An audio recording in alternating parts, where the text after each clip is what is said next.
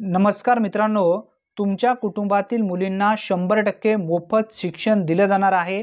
यासाठी राज्य सरकारच्या माध्यमातून एक नवीन शासन निर्णय घेण्यात आला आहे। मित्रांनो, आता योजना सुरू झाली, परंतु या योजनेमध्ये कोणकोणते मुली पात्र होणार आहेत या संदर्भातील पूर्ण माहिती आपण या ठिकाणी जाणून घेणार आहोत। त्यासाठी नक्की व्हिडिओ शेवटपर्यंत पहा। पूर्ण शासन निर्णय सविस्तररित्या आपण या ठिकाणी समजून घेऊया।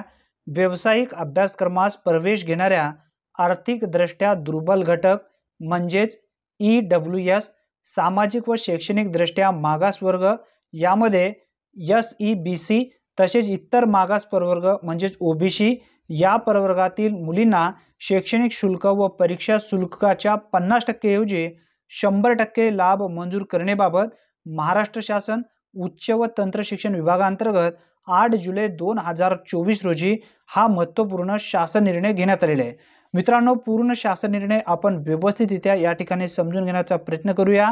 यामध्ये सांगण्यात आलेला आहे, उच्च व तंत्र शिक्षण विभाग, वैद्यकीय शिक्षण व औषधी द्रव्य विभाग, कृषी व पशुसंवर्धन, दुग्ध व्यवसाय विकास व मत्स्य व्यवसाय विभाग या विभागाच्या अधिपत्याखालील शैक्षणिक संस्थाद्वारे राबवल्या जाणाऱ्या व्यावसायिक अभ्यासक्रमांना केंद्रीभूत प्रवेश प्रक्रियेद्वारे प्रवेश घेणाऱ्या इतर मागास प्रवर्ग, त्यानंतर EWS, त्यानंतर SEBC या प्रवर्गातील वार्षिक कौटुंबिक उत्पन्न 8 लाखापेक्षा कमी असलेल्या पात्र विद्यार्थ्यांना शिक्षण शुल्क व परीक्षा शुल्काच्या 50% लाभ देण्यात येत होता।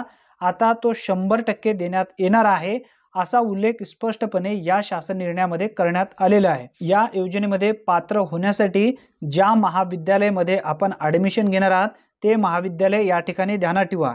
राज्यातील शासकीय महाविद्यालय, शासन अनुदानित अशासकीय महाविद्यालय, अंशतः अनुदानित, टप्पा अनुदान व कायम विनाअनुदानित महाविद्यालय, तंत्रनिकेतन सार्वजनिक विद्यापीठे, शासकीय अभिमत विद्यापीठे, खाजगी अभिमत विद्यापीठे, स्वयं अर्थसहाय्यित विद्यापीठे वगळून व सार्वजनिक विद्यापीठाअंतर्गत येणाऱ्या उपकेंद्रामधील मान्यताप्राप्त व्यावसायिक अभ्यासक्रमात शासनाच्या सक्षम प्राधिकरणामार्फत राबवण्यात येणाऱ्या केंद्रीभूत प्रवेश प्रक्रियेद्वारे या ठिकाणी सांगण्यात आलेले आहे, प्रवेशित विद्यार्थ्यांपैकी ज्या मुलींच्या कुटुंबाचे वार्षिक उत्पन्न 8 लाख किंवा त्यापेक्षा कमी आहे, अशा व्यावसायिक अभ्यासक्रमासाठी प्रवेश घेणाऱ्या आर्थिकदृष्ट्या दुर्बल घटकातील इतर मागास प्रवर्गातील आणि सामाजिक व शैक्षणिकदृष्ट्या मागास प्रवर्गातील नवीन प्रवेशित तसेच